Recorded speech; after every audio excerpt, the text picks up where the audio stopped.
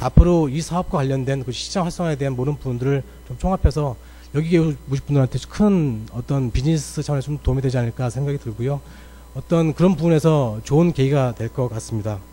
다음은 그 ESS 신재생 에너지 융합 정책에 대해서 최이봉 산업부 에너지 수요관리 정책단장의 주적 발표가 있겠습니다. 박수를 부탁드리겠습니다. 자, 반갑습니다. 저는 산업통상자원부에서 에너지 수요관리 정책단장을 맡고 있는 최희봉입니다.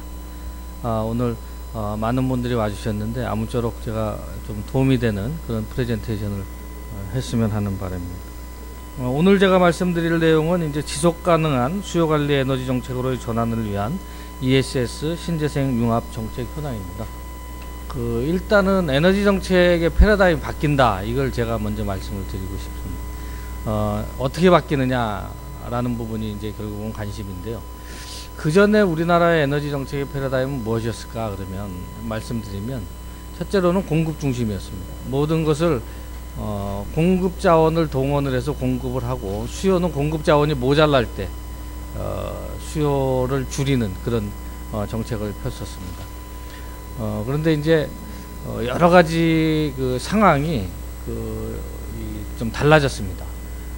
그래서 제가 일종의 이게 이제 어떠한 큰 일종의 메가 체인지를 일으킬 때 그걸 트리거링하는 몇 가지 이제 사건들이 이제 있는데 요사에 이제 벌어지고 있는 사건들이 이제 그러한 일종의 메가 체인지를 가져올 수 있는 그런 트리거 요인이라고 아마 말씀을 드릴 수 있겠습니다. 대표적인 게 이제 2011년도에 발생한 후쿠시마 원전 사고고요. 그 다음에 이제 밀양 송전탑 갈등, 그 다음에 이제 온실가스에 대한 규제 이런 부분들입니다. 잘 아시는 것처럼 후쿠시마 사태로 인해서 원자력에 대한 수용성이 상당히 떨어졌습니다.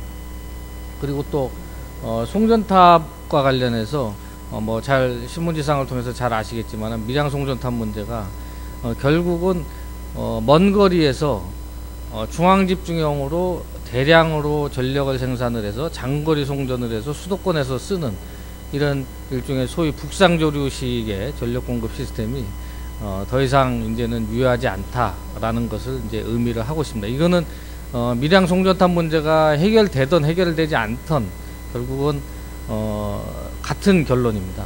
어쨌든 공급시설을 확충하는 것이 상당히 어려워졌다라는 측면에서 말씀을 드리겠습니다.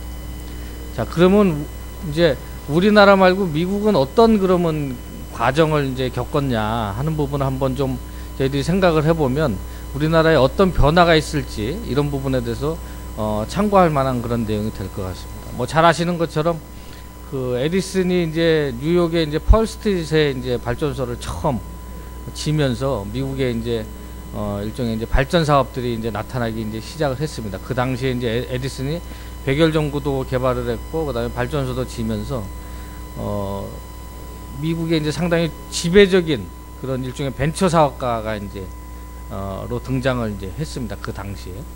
그랬는데 이제 테슬라라고 잘 아시겠지만 테슬라 자동차도 어떻게 보면 그 테슬라의 이름을 따서 이제 진 건데 에디슨은 그 당시에 이제 직류 방식을 주장을 했습니다. 근데 테슬라는 교류 방식을 주장을 했어요.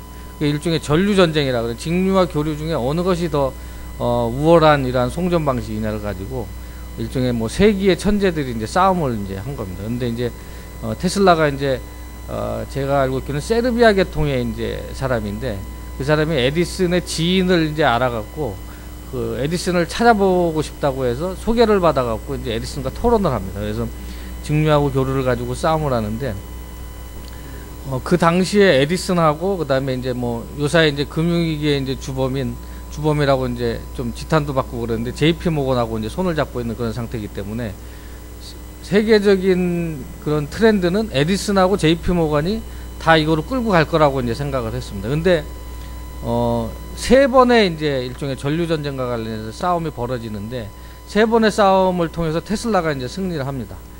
첫 번째로는 이제 에디슨이 일종의 살인 집행을 할 때 이 교류로 하는 경우에 있어서의 문제점을 이제 지적을 하면서 상당히 이제 싸움을 한번 이제 붙고요. 그 다음에 두 번째로는 시카고 박람회의 조명을 누가 공급할 것이냐 그걸 가지고 또 싸움이 붙고 세 번째로는 나이아가라 폭포에서 수력으로 발전하는 전기를 그 뉴욕의 이제 업스테이트에 이제 공급을 하는 과정에서 이거를 누가 할 것이냐 가지고 이제 싸움을 하는데, 결국은 3번의 전쟁에서 테슬라가 이제 이깁니다.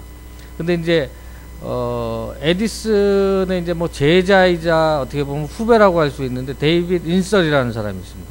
근데 그 사람이 스승인 에디슨의 직류 방식이 아니라 테슬라의 교류 방식을 가지고 일종의 유틸리티 회사를 이제 확장을 합니다. 그래서 장거리에서 터빈 용량을 키워가면서 전력을 생산을 해서 교류로 보내는 방식에서 사업권을 계속 확장을 합니다. 그리고 결국은 이제 독점 체제로 이제 가게 되는데, 그 인설이 이 독점 체제로 가는 과정에서 이렇게 독점으로 가다가는 정부가 자기를 해체할 거라는 그런 좀 공포심에 사로잡히게 됩니다. 이제 그러다 보니까 어떻게 했냐면은 정부에 찾아가서, 위스콘신주에 찾아가서 나한테 독점권을 주는 대신에 주정부에서 우리 전력회사를 규제를 해라 라는 제안을 합니다. 그래서 이제 일종의 그 유틸리티 레귤레이션에 대한 시초가 이제 그 1907년도에 이제 위스콘신주에서 그 인설의 유틸리티 회사하고 주정부 간에 이제 벌어지는 것이 이제 전력회사에 대한 규제 제도가 처음으로 이제 생깁니다.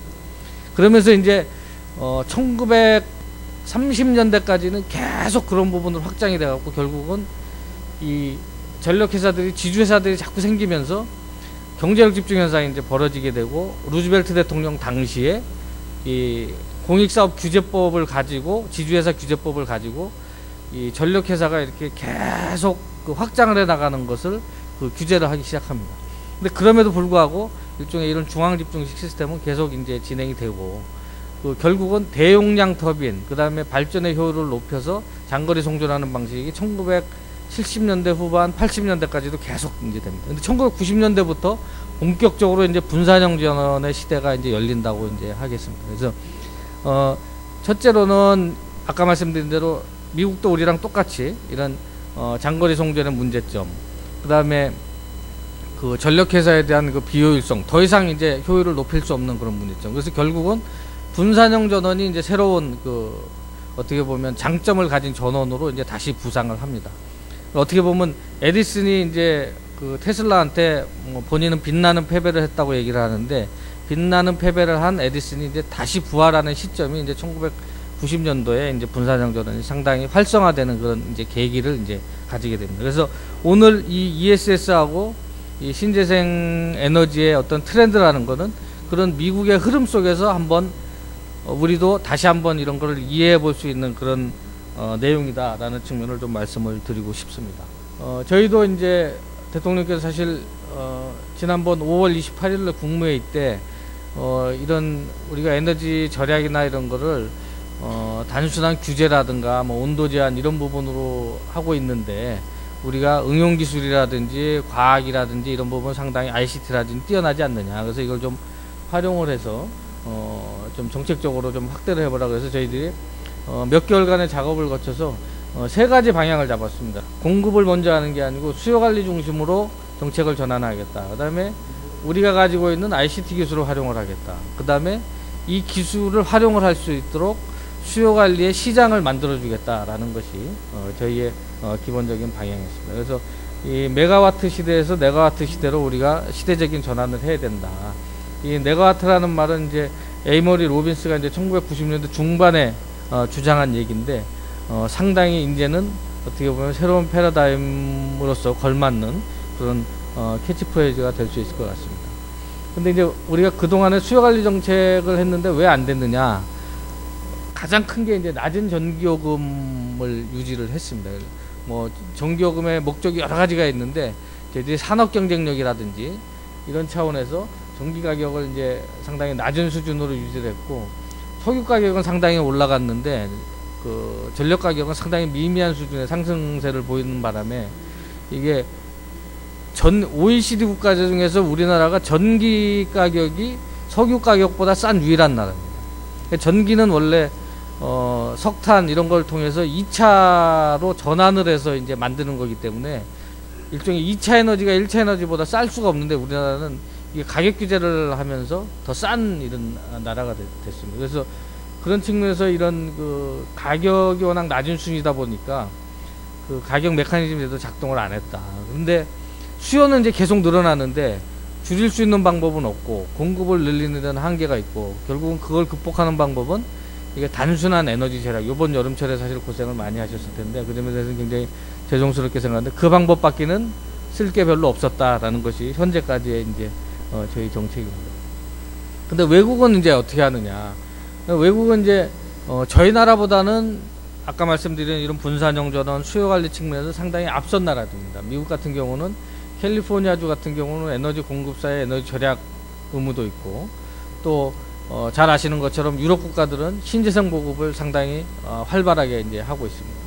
일본도 이 가이젠 정신이 있기 때문에 뭘 개선해 나가면서 수요를 줄이는 이런 문화도 상당히 이제 활성화되고 있습니다. 그리고 이제 수요 관리 전문 기업들이 이제 출연을 이제 합니다. 혹시 이제 이런 데 관심이 있으실 분들이 있는데 프랑스 같은 경우는 이제 슈나이더 일렉트릭이 일종의 프랑스의 토탈사와 마찬가지로 정부가 주도해서 원래 만들었던 굵직한 그 에너지 기업의 하나입니다. 석유 부분은 토탈, 전기는 슈나이더 일렉트릭 이렇게 이제 중점적으로 육성을 했고요. 미국의 에너녹이라는 회사가 이제 세계적으로 한 5개 국가에 다국적 기업으로 이제 활동을 하고 있습니다. 제가 얼마 전에 이 에너녹 사장인 데이빗 브루스터라는 사람을 제가 만났는데 한국에 진출을 할 계획을 지금 가지고 있습니다. 이 사람이. 그러면서 한국의 이런 정책 방향에 대해서 상당히 좀 관심을 갖고 있고 자기네들도 시장 기회가 열린다고 본다라는 것이 데이빗 브루스터 사장의 이제 얘기였습니다. 그 다음에 이제 특히 미국 중에서도 캘리포니아가 이제 상당히 잘하는 그 주인데요. 여기 보시면 아시겠지만은 미국의 이제 연간 그 1인당 전기 사용량이 지금 한 14,000km 정도 가까이 됩니다. 근데 캘리포니아주는 그 반 정도 됩니다. 근데 그게 1960년대는 그 미국 평균하고 캘리포니아하고 거의 비슷한 수준이었는데 계속 차이가 났어요. 근데 이거를 로젠펠드라는 사람이 분석을 해봤습니다. 왜 캘리포니아주의 에너지 소비가 그 다른 미국 평균보다 늘지 않았느냐. 그 로젠펠드 커브라고 이제 알려져 있는데 캘리포니아주가 강력한 효율 프로그램들을 많이 동원을 했습니다. 그러다 보니까 다른 주에 비해서 훨씬 좋은 이런 성과를 이제 거둬서 수요 관리를 이제 한 셈이 이제 됐습니다. 그리고 캘리포니아주가 에너지 효율 향상 의무화 제도도 도입을 했습니다. 이건 에너지 공급사가 우리나라는 한전이나 발전자회사들이 수요 관리를 하는 회사가 아니고 공급만 하는 회사인데 미국 같은 경우는 공급사들이 그 수요 관리도 같이 해야 됩니다. 그래서 일단 기준 수요가 있으면 그 기준 수요의 일정 부분을 줄이도록 그 규제 당국이 이거를 규제를 하고요. 그 다음에 상당히 창조적인 인센티브 메커니즘을 설계를 했습니다. 요건 상당히 좀 재밌는 부분인데요. 그 전력회사들이 전기를 작게 팔게 되면은 이윤이 떨어집니다. 그렇기 때문에 바보가 아닌 이상은 이 전력 수요 관리에 투자를 할 이유가 없습니다. 근데 어떻게 했냐? 이거를 일종의 디커플링 조치를 도입을 했습니다. 뭘 했냐면은 수요 관리를 해서 매출이 떨어지더라도 수익은 투자 보수를 통해서 더 높여주는 방법을 통해서 미국 전력회사의 수익이 떨어지지 않도록 이렇게 투자 비용도 보존해주고 성과도 보상해주는 이런 방법을 이제 택했습니다. 우리나라에서도 상당히 참고할 만한 지금 사례고요. 그래서 이제 패러다임을 공급 중심에서 중앙 집중형, 그 다음에 단기적인 수요 관리 이렇게 간다라는 부분이었다면 앞으로는 수요하고 효율 관리 중심으로 이제 간다. 그래서 전기요금도 현실화하고 ICT를 활용한 수요 관리도 확대하고 분산형 전원, 신재생, ICT 기술의 통합 이런 부분을 추진하고 그 다음에 에너지 공급사도 에너지 효율 향상에 대한 투자를 확대하도록 저희들이 투자 규모도 늘리도록 지금 조치를 했습니다. 그래서 일단 비전은 에너지 수요 관리 시스템화를 통해서 에너지 저수비 사회를 만든다라는 것이 있고요. 그 다음에 이걸 통해서 수요 관리 자원 시장을 이제 형성을 해나가겠다. 수요 관리 자원 시장 같은 경우는 지금 우리나라가 상당히 활성화가 안 돼 있는데 수요 관리 자원 시장을 이제 열게 되면 우리가 가지고 있는 다양한 이 디바이스들을 활용할 수 있는 그런 기회들이 이제 생기게 됩니다. 어떤 디바이스들이 이제 활용이 될 수 있느냐? 에너지 저장 장치, 에너지 관리 시스템, 그 다음에 ICT를 활용한 고효율기기. 그래서 이걸 통해서 수요관리자원시장을 이제 활성화를 합니다. 이거는 수요관리자원시장이라는 건 뭐냐? 정해진 수요가 있는데, 일종의 기준 수요, 베이스라인 수요가 있는데, 그 수요의 일정 부분을 줄여서 우리가 이제 여름철 전력 위기 때 일종의 시스템 위기가 이제 생길 때 줄이는 부분에 대해서 시장에서 보상을 해주는 그런 방법입니다. 그래서 수요를 줄이면 돈을 버는 시장을 만들어주는 것이 이제 이 수요관리자원시장의 이제 핵심입니다. 그 동안에는 그냥 이제 어떻게 보면 기업체들이 한 일주일 전에 내가 조업을 조정하겠다라고 하면은 그런 그 주간 수요 조정 이런 방법을 통해서 이제 대부분의 보상을 해줬고, 지금 말씀드린 이런 디바이스를 활용을 해서 수요를 줄여갖고 보상을 받는 수요관리자원시장의 규모는 상당히 미미했습니다. 근데 앞으로 이런 부분 중심으로 정책의 방향이 이제 바뀐다. 그리고 돈 버는 것도 결국은 이 시장에서 이제 중점적으로 벌어진다라는 것을 말씀드리고 싶고요. ESS가 이제 상당히 저희들이 이번 발표한 대책의 이제 핵심적인 대책 중에 하나입니다. ESS가 여러 용도로 이제 쓸 수 있는데요. 이거는 이제 결국은 피크 시간이 아닌 시간대에 전기를 저장을 해서 피크 시간대에 이제 활용을 할 수 있는 일종의 피크 쉐이빙 효과도 있고, 그 다음에 비상전원을 이제 활용할 수 있는, 비상전원으로 활용할 수 있는 그런 효과도 있고, 또 하나는 신재생이 보급이 되면 한 10%에서 15% 정도가 이제 국가의 어떤 신재생 전원 비중을 이제 만약 가지게 되면 그 시스템에 상당한 이제 불안정성을 이제 가져옵니다. 그렇기 때문에 이 ESS가 뒷받침이 돼야만 일종의 시스템의 안정성을 가져올 수 있다라는 것이 이제 ESS의 활용도가 이제 있는 거고요. 우리나라는 아직 신재생이 조금 비중이 낮아서 ESS의 용도가 조금 없지만은 앞으로는 더 커질 가능성이 있다, 이런 말씀을 드리겠습니다. 그리고 이제 ESS 같은 경우 지금 석탄화력이 가동이 되고 있는데, 석탄화력의 경우에는 이 주파수를 맞추기 위해서 한 95% 정도의 출력으로 간발 운전을 합니다. 근데 ESS가 있으면 fully 가동을 할 수 있는 이런 장점이 있기 때문에 주파수 추정용으로 ESS를 도입하는 것이 상당히 의미가 있습니다. 그 다음에 또 하나는 이제 전력 다소비 수용가들이 이거를 쓸 수 있는데요. 이제 삼성 SDI가 이제 이거 지금 이제 한 계약 전력 6,000kW 정도 되는데, 지금 1메가짜리를 한 16억 정도 이제 해서 설치를 해놓고 있습니다. 그래서 이게 어떻게 보면 이제 다소비 수용가 중에서 이제 유일한 그런 사례인데, 첫째로는 이제 이 ESS를 쓰면은 이제 계약 전력을 낮추게 되니까 낮춘 만큼의 기본 요금이 이제 빠집니다.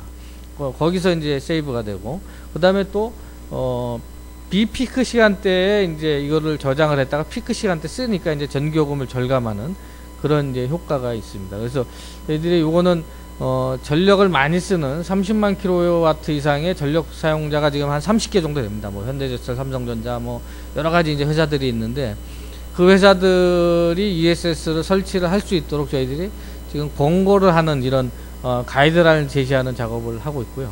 공공기관도 지금 저희들이 도입을 하도록 의무화할 예정입니다. 그리고 ESS가 비상전원으로 활용될 수 있도록 소방법이라든가 건축법 이런 내용도 좀 바꿀 그런 얘기고요.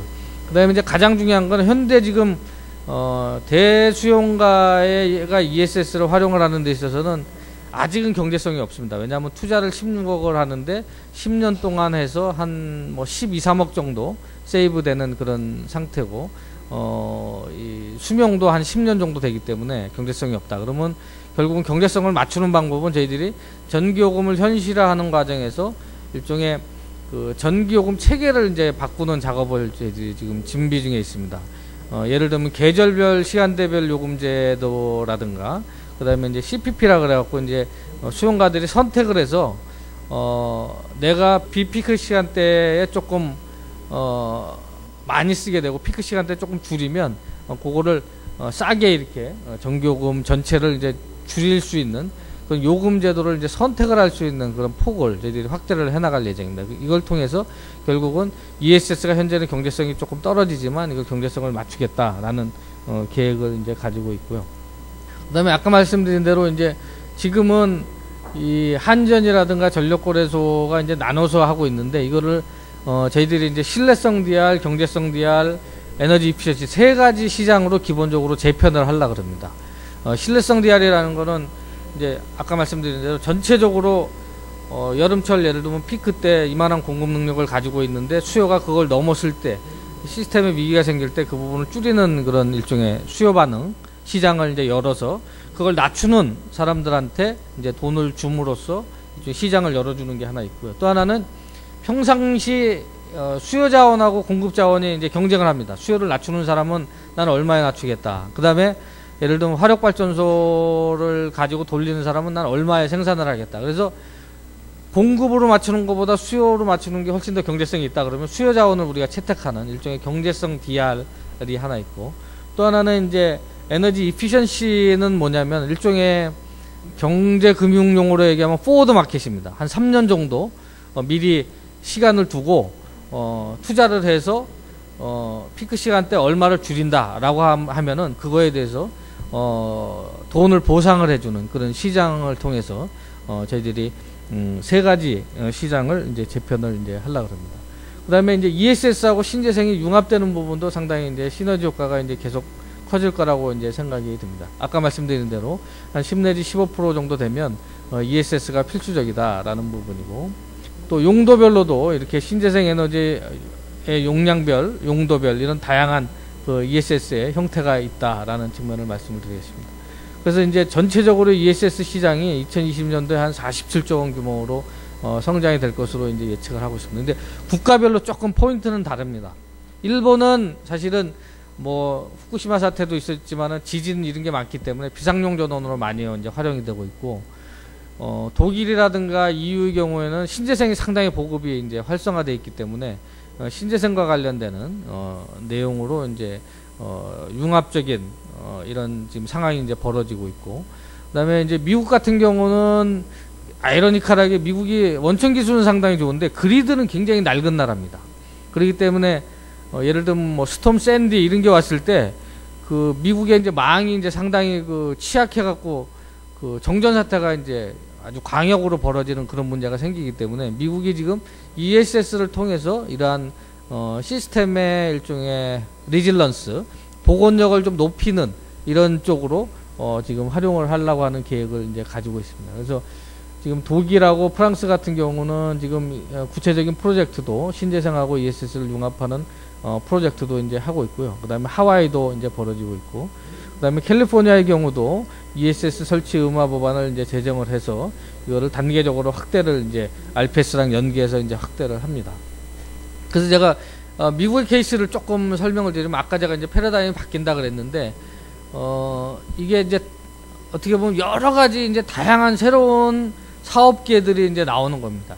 신재생도 나오고 그 다음에 ESS도 나오고 그 다음에 자가발전도 나오고 여러 가지 형태의 그동안의 중앙집중형 공급 시스템으로 그 시스템화에서는 별로 비중이 크지 않았던 일종의 분산형 전원이 새로운 그 중앙집중형 전원 시스템의 그 비중을 이제 줄여가면서 이제 올라오는 그런 양상이 이제 벌어지게 되고 그게 이제 어느 쪽이 이제 사실 더 우세할 건가라는 부분은 조금 더 이제 지나면 시장에서 이제 판가름이 날 이제 가능성이 이제 크다. 근데 이제 다 지금 이제 현재 부상하고 있는 분산형 전원, 아까 말씀드린 자가발전, ESS, 신재생 다 포함해서 이런 것들이 지금 이제 나오는 이유는 아까 말씀드린 대로 중앙집중형 시스템의 한계, 그 다음에 밀양송전택과 같이 이런 인프라를 구축하는 데 있어서 한계, 이런 부분들 때문에 결국은 이제 나온다. 또 이제 하나가 이제 집단 에너지, 물론 이제 자가발전의 이제 한 형태이기도 하지만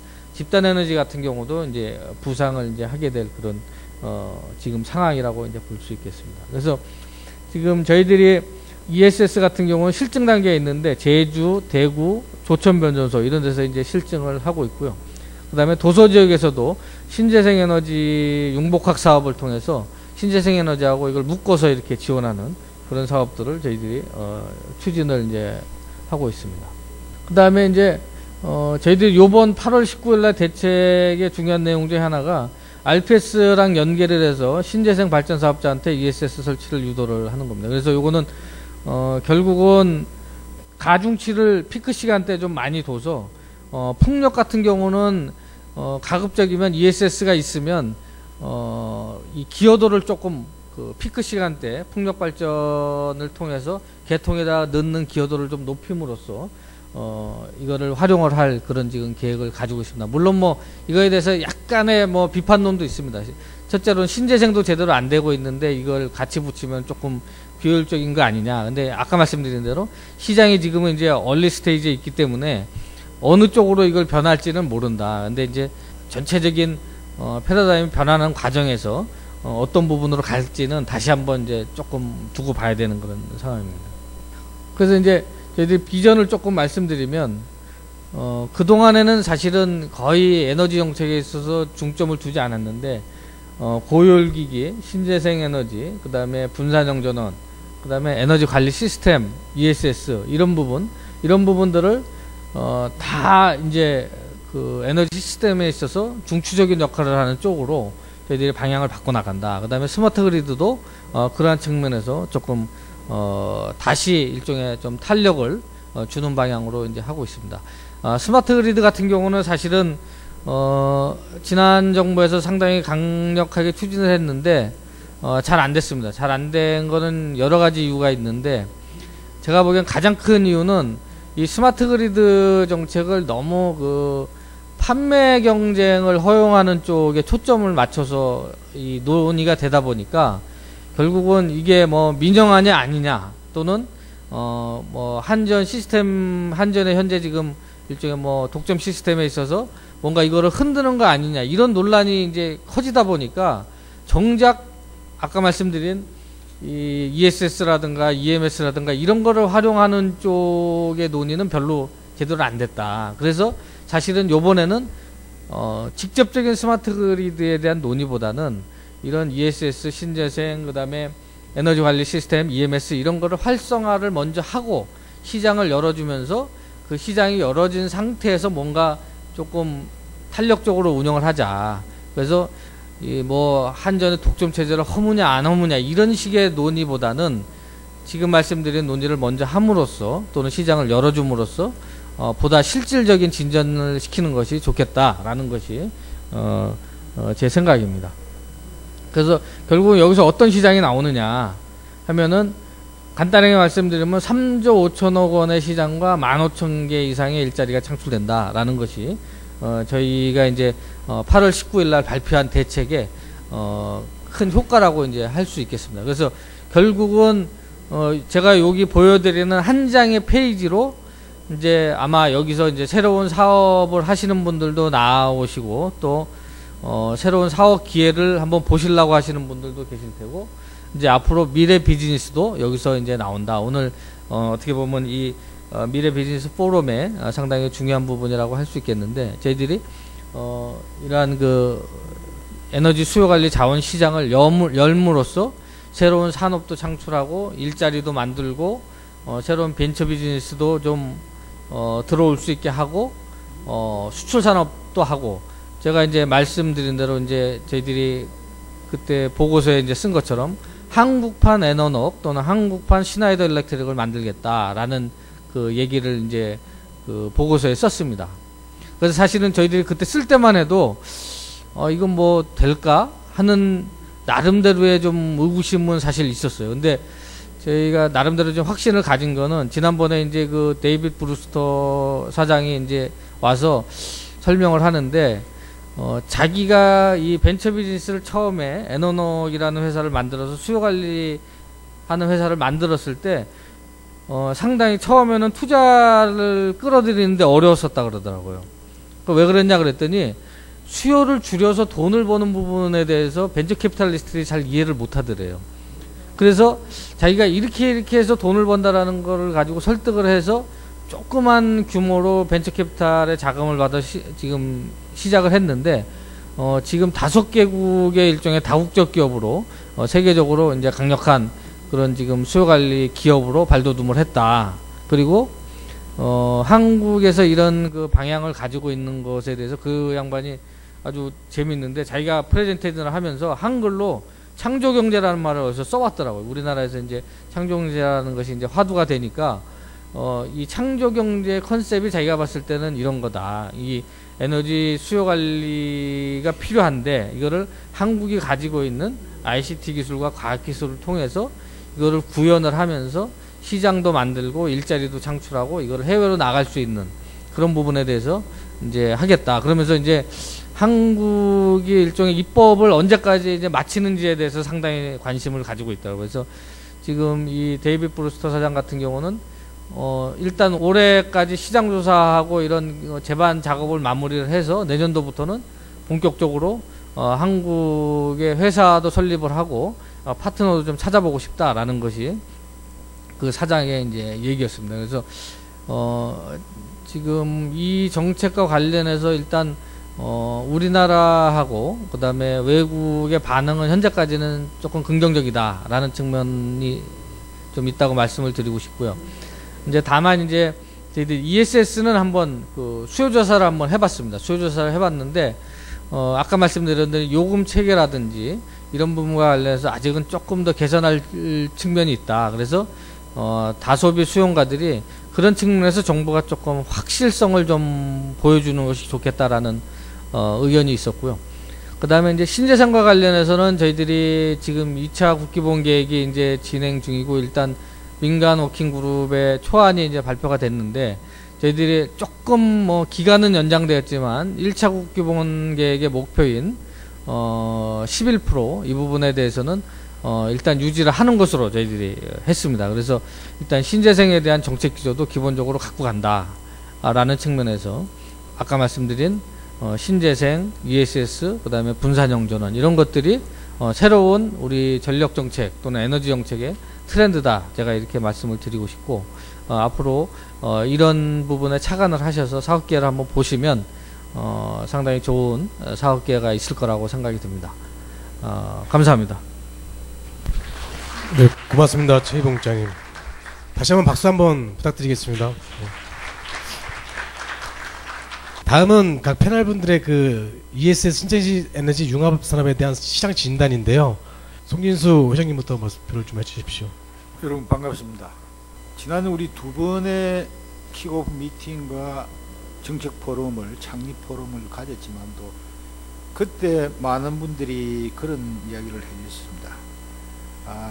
한때 굉장히 유행했던, 여러분들도 읽어보셨던 제레미 럽킨의 제3차 산업혁명에 관해서, 지금까지 1, 2차 산업혁명은 화석 연료에 중점을 두었고, 지금 그 말미 그리고 앞으로 우리에게 다가올 미래의 제3차 산업혁명은 분명히 인터넷 기술과 재생에너지의 융합에 의해서 이루어질 것이다 라는 핵심적인 요인이었습니다. 물론 조금 전에 우리 최 국장님께서 말씀해 주신 중앙전력공급에서 분산형 전원으로 옮기는 것도 역시 전력 시스템의 하나의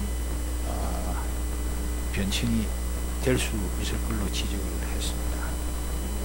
이런 많은 이 제3차 산업혁명에 대해서 많은 분들이 공감을 하고, 또 그러한 미래의 지구의 중심에 사실은 우연인지 필연인지 우리나라의 정책의 기조, 특히 최근에 이야기하고 있는 창조 경제가 딱 맞닥뜨리고 있습니다.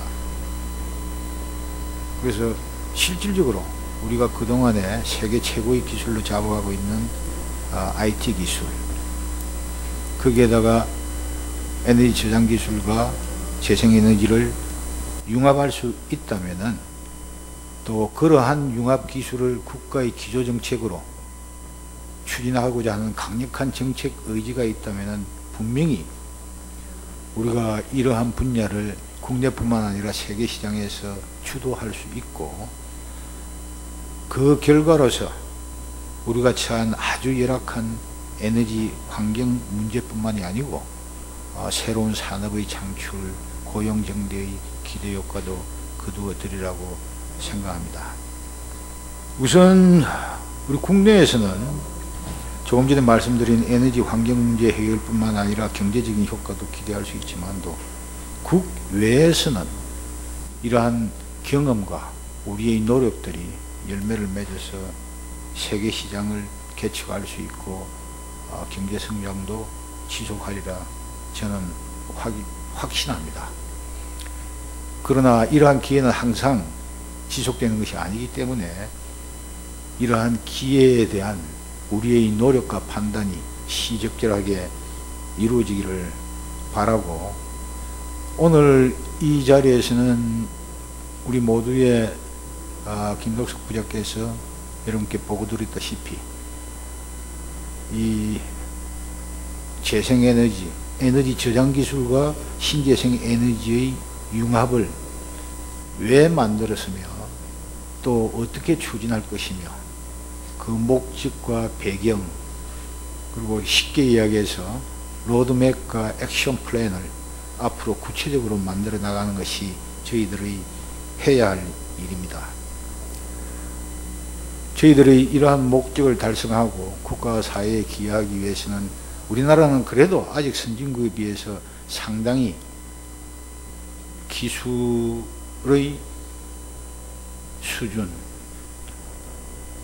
기술 인력, 투자 재원 모든 것들이 조금은 미흡합니다. 그러한 제한된 인력과 제한된 재원, 그러한 것들을 우리 모두가 국내에서는 힘을 합치고 세계시장에 대해서 창구를 일어난다면 충분히 우리가 대응할 수 있고 주도할 수 있을 거라 생각합니다. 그 목적이 저희들 포럼이 해야 할 일입니다.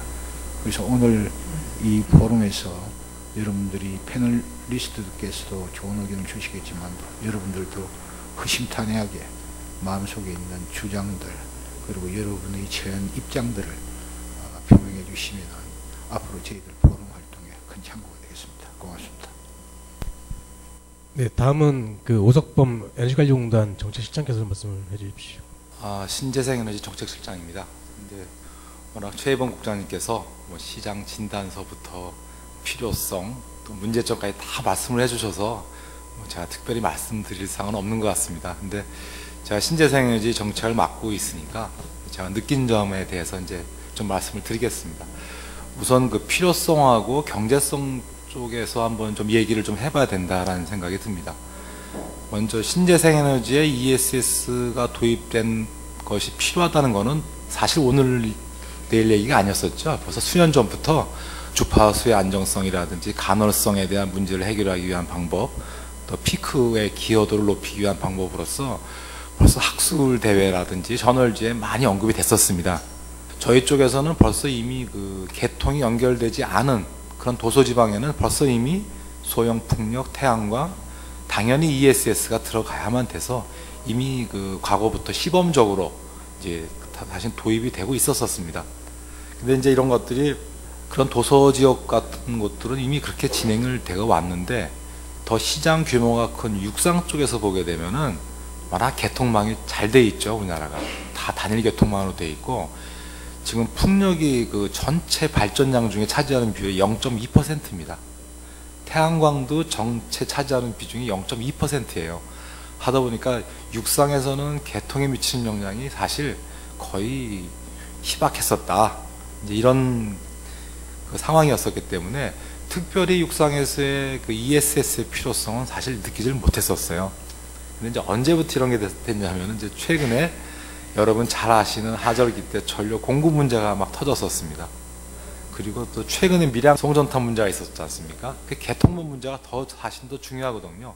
아무리 발전소를 지어도 그걸 옮길 수 있는 개통망이 한계가 됐기 때문에 그때부터 이제 사실은 전력 안정적인 공급 측면, 피크 부하를 어떻게 감당하느냐 그런 쪽에 대해서 이제 특히 신재생에너지 쪽하고 ESS를 같이 연계시켜서 하자는 것이 이제는 더 필요성이 절실히 부각됐고 앞으로 더 탄력을 받을 것이다 이제 이렇게 생각을 하고 있습니다. 그 필요성에 대해서는 다 여기 계신 분들 다 인정을 하고 계시는데 근데 이제 기술적하고 경제적인 면으로 들어게 보면 또 얘기가 다르죠. 이게 1메가와트/아워당 15억에서 20억이라면 풍력 발전기 1메가와트/아워 짓는 거랑 사실 똑같습니다. 금액이. 그래서 이러한 경제성 문제가 있고, 과연 현실적으로 어떤 경제적인 수명 주기가 얼마나 될 것이냐. 충방전 할 때마다 뭐 다 효율이 팍팍 떨어지는데, 과연 이 기술적인 문제가 어떻게 도달할 것이냐에 대한 논의가 좀 사실은 좀 이루어져야 되거든요.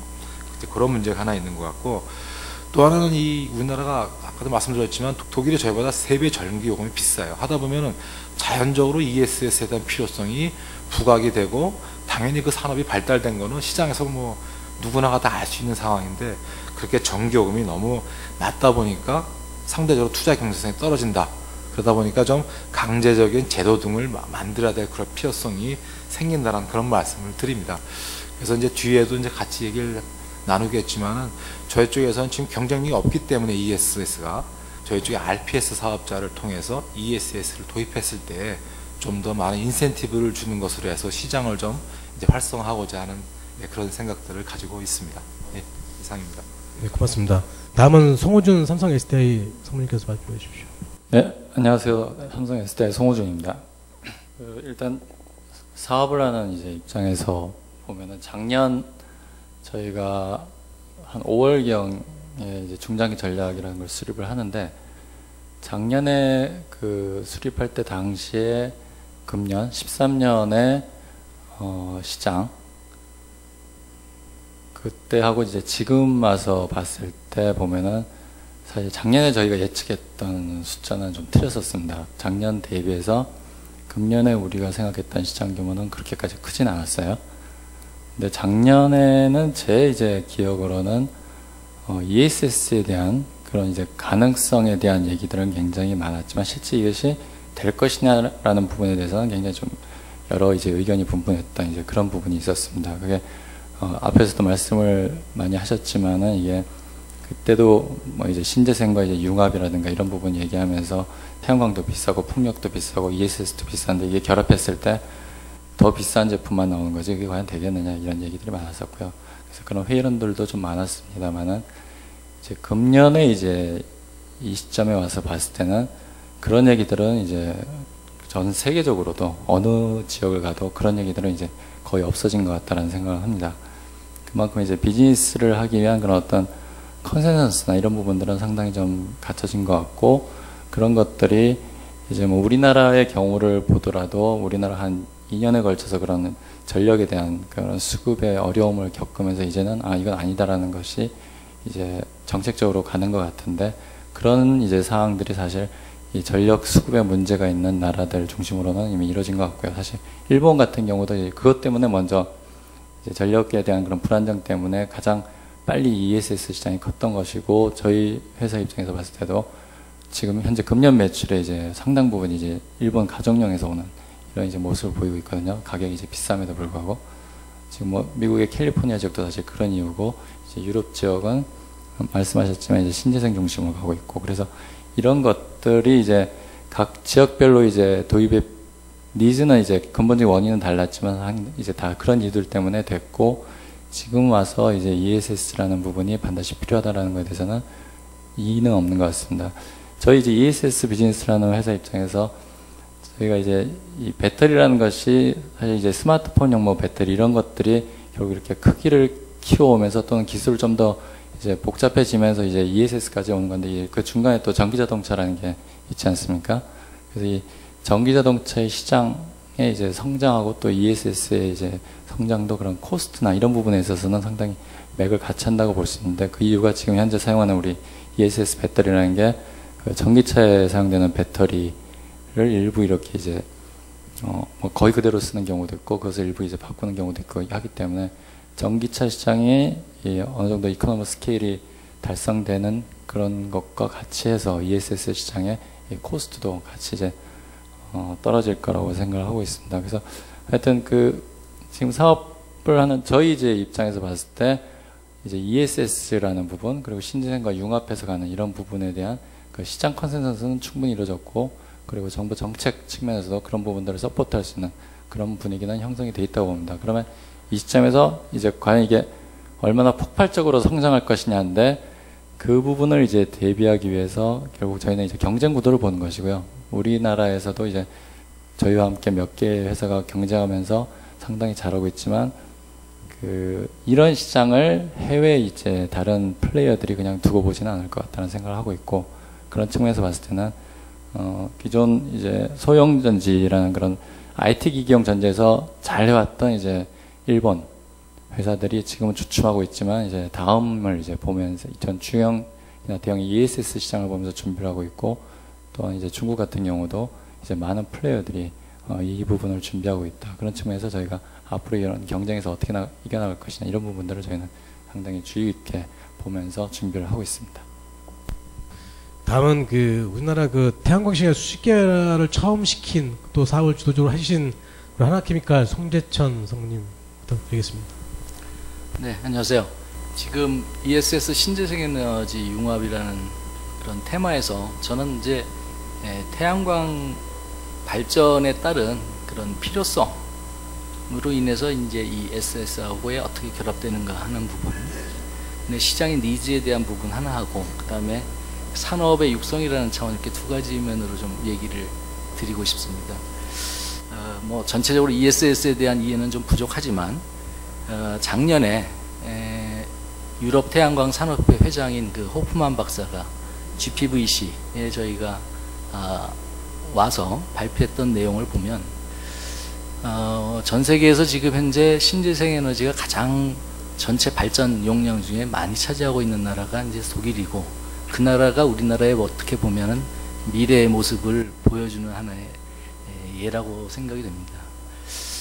독일은 시간당 과금을 어느 정도를 하고 있는 걸로 제가 알고 있고, 그 부분이 지금 현재 태양광 발전이 약 30기가와트 총 누적 발전 용량인데, 일반적으로 기저부하 발전으로 보면 그거의 한 6분의 1 정도 되는 5에서 6기가와트 정도에 해당하는 용량이라고 볼 수 있겠습니다. 그래서 전체 발전 용량의 약 한 8%를 약간 못 미치는 발전량으로 봤을 때 그런 상황이었는데, 이런 태양광 발전이 설치되고 난 이후에 대낮에 피크 부분은 거의 플랫화되어 있다. 오히려 저녁 퇴근 이후에 저녁 7시 때에 어나더 피크가 새로 나타났다. 이런 부분이 독일에서는 그 1시간이나 2시간을 좀 서비스 해주는 ESS를 가정용에 이제 필요로 하고 있다. 이런 얘기들을 제가 들었던 것 같습니다.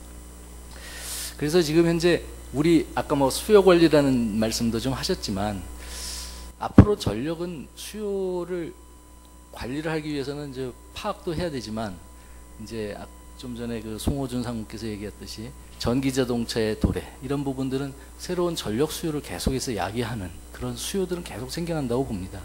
긍정적으로 수요와 공급 사이에 괴리가 있을 수밖에 없는 시점에서 공급에 대한 부분에서 보다 피크에 빨리 대응할 수 있는 노력들이 우선 좀 이루어져야 되지 않나 하는 생각을 먼저 말씀드리고요. 두 번째는 이제 이를 통해서 저희가 저희 나라 자체에서의 그런 ESS와 신재생 에너지 결합된 부분 모델이 얼마나 구현될 거냐 하는 부분보다는 실제로 글로벌한 마켓에서 독일에 이은 이후의 그런 시장들에서의 이런 산업들로 우리가 어떻게 접근할 것인가 하는 걸 갖다가 생각해 본다면, 이런 태양광 산업 쪽과 이런 신재생 에너지를 보완해주는 ESS를 같이 커넥트 앤 디벨롭먼트 할 수 있는, 그래서 조금 더 남다른 의미에서의 그런 어플리케이션이나 아이디어를 내준다면 굉장히 좋을 것 같다는 생각이 듭니다.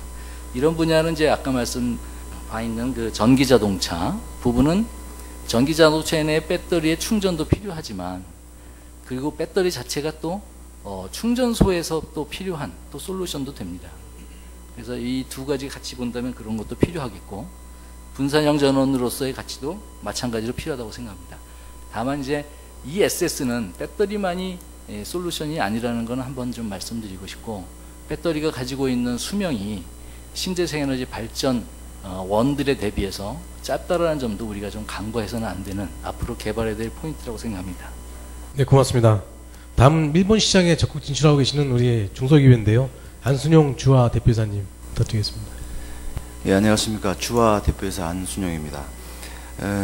뭐 신문지상에서도 나오고 저희가 그 일본 최초로 한국 최초로 일본 TUV 인증을 받고 1kW를 일본에 출시를 하였습니다.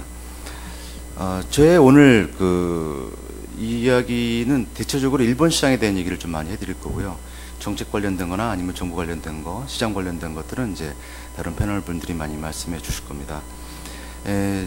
제가 오늘 일본에 관련된 얘기를 하는 것 중에 가장 핵심이 뭐냐면 일본은 먼저 시작을 했습니다. 그리고 그 시작한 이유는 당연히 3월 11일에 있었던 동일본 대지진으로 인한 수요 창출, 전력에 대한 필요성, 그 전력이 없음으로 인해서 가정에서 겪어야 되는 그 어려움, 이런 것들을 보조 저장 장치 ESS를 통해서 해결한 거고요. 그 ESS를 해결하기 위해서는 정부가 적극적으로 도움을 줬었습니다. SII라고 하는 일본 산업경제청에서 자금을 집행할 수 있는 4단 법인을 만들었습니다. 그 안에는 HEMS라고 하는 홈 에너지 매니지먼트 시스템, BEMS라고 하는 빌딩 매니지먼트, 팩토리 매니지먼트, 그 다음에 지금 얘기하시는 뭐 여러 가지 ICT 관련된 보조 정책들이 다 있었습니다. 9월, 올해죠. 얼마 안 됐지만 9월 13일 날 그 보조 정책이 전면 중단됐습니다. 배터리만 하더라도 360억 엔 정도가 책정이 돼 있었는데 그것도 없어졌어요. 전부 다 지방 정부로 이관이 됐고 사업성은 민간 주도로 다 넘어갔습니다. 이제 이 얘기는 무슨 얘기냐 하면은 이제 더 이상은 그 일본 정부도 이 신재생에 관련된 정부 주도의 정책이 아니라 민간 주도의 정책으로 바뀌어간다는 겁니다. 과연 이제 우리나라는 얼마만큼 와 있냐라고 하면 이제 지금 스타트 단계, 뭐 그것도 이해됩니다. 하지만 일본 정부가 앞서서 걸어온 길을 저희도 똑같이 걸어가야 될까요? 라는 거는 저는 좀 질문을 좀 갖고 있습니다. 너무 모르는 일본의 상황, 얼굴 같고 말씨 비슷하고 옷 비슷하게 입으니까 뭐 환경도 비슷합니다라고 얘기하지만 사실은 전혀 다른 겁니다.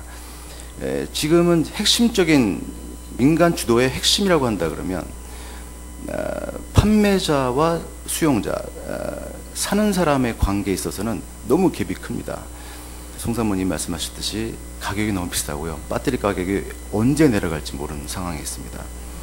뭐 2015년서부터는 뭐 얼마가 내려간다라는 뭐 예측은 지금 많이 나오고 있지만 누구도 장담할 수가 없습니다. 일본 같은 경우는 민간 주도의 그 금융기관에서 렌탈, 리스, 하다못해 이니셜 코스트 제로라고 하는 프로그램까지도 진행을 하고 있습니다. 맨 처음 축전지를 ESS를 구매하시는 분들은 돈을 안 내고 구매하시는 거죠. 그리고 그 남는 전력에 대해서는 그 렌탈 업체가 가져가는 겁니다. 이렇듯이 많은 그 사업 구조의 모델들이 나오고 있고 저희도 거기에 편승하게 됐고 뭐 시행착오는 많이 있었습니다만은 지금 이제 진행하고 있는 단계입니다. 오늘 이 자리에서 많은 토론이 있을 텐데 민간 주도의 관계, 정부 주도의 관계, 그 다음에 일본 시장에서 지금 밟고 있는 일본 시장의 이런 민간 주도의 그 관계들을 한번 얘기를 해드리고 싶습니다. 이상입니다. 네, 고맙습니다. 지금부터는 여기 플로어 계신 분들하고 여기 패널 분들하고 같이 호흡할 수 있는 그런 자리를 하겠습니다. 지금부터 자유토론인데요. 제가 먼저 좀 질문을 좀 들어볼까 합니다. 아까 제가 발표 전에 1차 프로그램을 말씀을 드렸는데요. 거기서 설문조사를 해보니까 참석했던 분들의 10명에 9명은 앞으로 신재생 에너지 시장이 굉장히 클 것이다. 그리고 투자 의향이 70%가 있다라고 말씀해 주셨는데 거기에 대해서 우리 송 회장님은 어떻게 진단하고 계신지 한번 말씀을 좀 해주십시오. 시장은 분명히 커집니다. 그러나 저는 뭐 시장 전문가이기 때문에 정량적인 말씀보다 정성적인 말씀을 좀 드리면 물론 그 이야기 하기 전에 지금 우리의 논의의 주제가 그러니까 기술적인 주 항목이 재생에너지와 에너지 저장 그리고 그에 따른 융합입니다. 융합인데 재생에너지라는 것은 여러분 아시다시피 자연에너지를 이용한 깨끗하고 안전한 에너지입니다. 다른 말로 표현을 한다면은 소위 기후 변화에 막대한 영향을 미치는 그 오염물질, 또 이산화탄소의 발생이 없고 안전하다는 것은 우리가 최근에 후쿠시마 사태 때문에 국민성, 수용성을 논하고 완전히 참 어떤 면에 딜레마에 빠졌는데, 그런 측면에서 재생에너지는 참 안전합니다. 그럼에도 불구하고 비싸다는 단점이 있고, 재생에너지도 물론 뭐 지금 요즘 한창 우리가 논하는 2차전지 이외에도 여러 가지 에너지 저장 기술이 있지만도, 이 기술 자체도 기술적인 것을 떠나서, 기술적인 수준을 떠나서 경제성이 없다는 이야기가 나옵니다. 여기에 우리가 발전 단계하고 수요 단계 그 중간에 관측하고 제어할 수 있는 ICT 기술을 접목한다면은 분명 새로운 시장이 창출될 수 있고, 그 시장은 우리가 볼 때는 국내적으로 소위 전력 수요 관리, 그리고 앞으로 신재생 에너지의 아웃풋에서 나오는 소위 품질 관리, 전력 품질의 향상 등을 들 수가 있습니다. 그러나 이러한 점이 융합이 되었을 때는 충분히 경제적인 효과, 다른 말로 표현한다면 새로운 시장을 창출할 수 있고, 거기에 따른 산업 발전뿐만 아니라 경제 성장이 수반되기 때문에 충분히 경제적인 효과를 거둘 수 있으리라 생각합니다. 다행히 최근에 뭐 여러분들 뭐 어제 그제 신문에도 봤겠지만도 에너지관리공단에서는 공공기관을 위주로 한 ESS 보급 보급 제도, 그리고 뭐 특히 한전 같은 데서는 세계 최대 규모의 ESS 전력시장 시스템을 하겠다는데, 이러한 국내 이외에도 국외의 경우에 지금 한창 논의되고 있는 전기차뿐만이 아니고 보다 더 스마트 그리드를 범위를 넓힌 대륙 간의 슈퍼 그리드, 그러한 것들이 구체화된다면 앞으로 시장은 얼마든지 늘어날 것으로 생각을 합니다.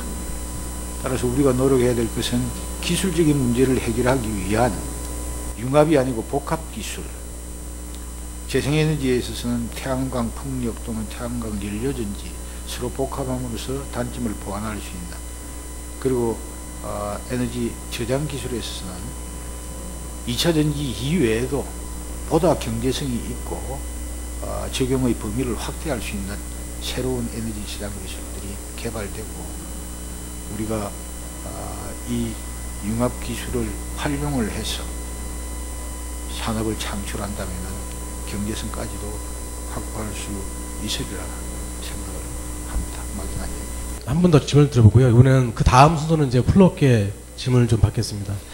그 산업부가 지난 5월달에 그 에너지 원간 융복합 지원 정책 발표했는데요. 한 100억 규모의 정책 지원을 한다고 했습니다. 그게 이제 그 개통이 연결 안 된 곳에 이제 태양광, 소형 풍력, ESS 통해 가지고 지원한다는 그런 부분이었었는데요. 애가공이 주로 사업을 좀 하고 계시죠? 지금 사업 진행 상황하고 효과가 어떤지 좀 말씀을 좀 해주십시오. 저 금년에 이제 저희가 새롭게 융복합 사업이라는 타이틀로 해서 이제 새로운 사업 모델입니다. 그 전에는 뭐 단독 가구 주택에 대해서 뭐 한 가지원만 들어갈 수 있고, 건물에 대해서도 마찬가지로 이렇게 했는데, 그것보다는 좀 더 시너지 효과를 올리기 위해서 한 주택에 대해서도 뭐 태양열도 들어가고 태양광도 들어가고 뭐 일반 건물에 뭐 지열도 들어가고 해서 최적화되기 위해서 더 효과를 높이고자 하는 사업을 저희가 공모를 했었습니다. 근데 공모할 때 저희가 이제 ESS 도입에 대한 사례를 같이 제시를 해서 했어요. 그러니까 최종적으로 한 56억에서 9개 사업자가 이제 평가 결과 이제 다 경합이 돼서 선정이 됐는데, 2개 사업자 2개가 이제 전라남도하고 인천에서 섬을 대상으로 해서 ESS를 도입하는 그 사업 계획이 그러니까 처음으로 들어왔습니다. 최초 선정이 돼서 이제 정부 돈은 한 23억 2군데다 이제 지원을 하게끔 되어 있는데, 과거에 지방보급 사업으로 할 때는 사실 그 사후 관리가 잘 안 됐었어요. 지자체가 맡기다 보니까. 근데 이 사업은 대규모라는 사업이기 때문에 지자체가 당연히 이제 주관이 되고, 그리고 또 거기에 대한 모니터링까지 같이 설비를 그런 설비 같이 들어가게 이제 저희가 이제 사업 계획을 다 조정을 했기 때문에 어떻게 보면은 앞으로 금년에는 이렇게 작게 시작됐지만 내년에는 이러한 융복합 사업을 많이 넓히려고 합니다. 그리고 만약에 ESS에 대한 확대가 필요성이 있다면은 그 어떤 가중을 준다든지 해서 이런 시장을 저희가 확대할 수 있는 그런 툴이 이제 생겼고요. 그리고 또 특히 올해는 모니터링 사업을 한다는 측면에서 봤을 때 과연 ESS 설비가 얼마만큼에 대한 수명을 갖고 또 이런 것도 같이 판단할 수 있는 좋은 기회가 되고요.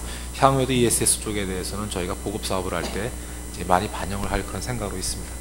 그러면 이번 사업이 좀 성공적으로 이루어진다면 내년에도 다시 또 이런 사업을 다시 하겠다라는 말씀이신가요? 예, 내년에도 보급 사업을 이제 이런 융복합 사업에 대한 규모를 좀 더 확대를 할 그런 생각으로 되어 있으니까 ESS가 들어올 수 있는 그 어떤 시장이 더 많을 수도 있다, 이렇게 말씀드릴 수가 있습니다.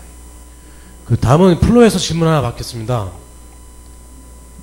그 질문하실 분들은 손을 들으시고 질문하실 적에 그 소속과 이름을 밝혀주시고 질문해 주시기 바랍니다. 예, KT의 손진수입니다. 우리 최봉 우리 단장님께 질문을 하나 드리고 싶은데요. 작년에 보면 이제 스마트 리드 관련해서 기본 교육이 수립이 작년 초에 제가 된 걸로 알고 있었는데, 하여튼 그 이후에 이제 어째 보면 단장님도 말씀하신 것처럼 그렇게 긍정적인 측면에서 사업이 진행되지, 어떤 그 기본 계획 기반 하에 사업이 잘 진행됐다고 보기에는 좀 어렵지 않았느냐, 이런 생각이 됩니다. 반면에 이제 금년에 이제 새 정권도 들어와서 지금 어쩌면 스마트 리드라는 작년 수립됐을 때는 전방위로 어쩌 보면 그 생산에서부터 소비까지 전 망라한 형태였던 그 내용이었다면, 이번 같은 경우는 어쩌 보면 선택과 집중이 되지 않았느냐.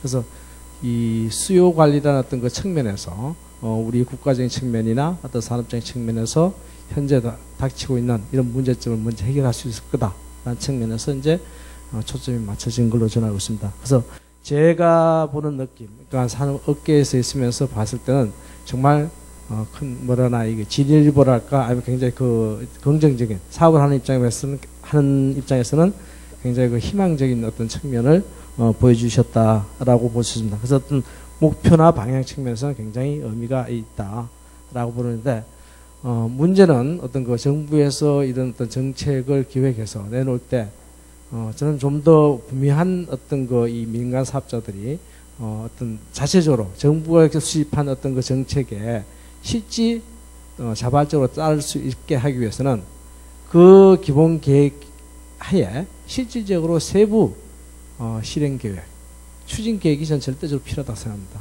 어떤 총론적인 측면에서 이렇게 담론적으로 던진 거로서는 실제 일반 그 민간 사업자에서는 투자 계획을 수립한다는 것은 거의 쉽지 않다. 또 사실 그 자체가 언제 구체적으로 연도별로 5년, 10년으로 이렇게 만들어져 있는데 그걸 보고 따라간다는 것 또한 쉽지 않은 일이고, 그래서 질문사항 이제 정말 이번에 새로 수립된 그 어떤 포커싱된 부분에 대해서 분명히 문제점은 벌써 다 알고 있고 드러나 있는 부분입니다. 이와 같은 어떤 이 수요 관리를 제대로 하기 위해서 요점에 대해서 말씀도 해주셨고, 그 부분에 대해서 구체적인 어떤 실행 계획을 언제 수립이 되는지 라는 게 제 첫 번째 지금 이번 드리고 싶은 질문 사항이고요.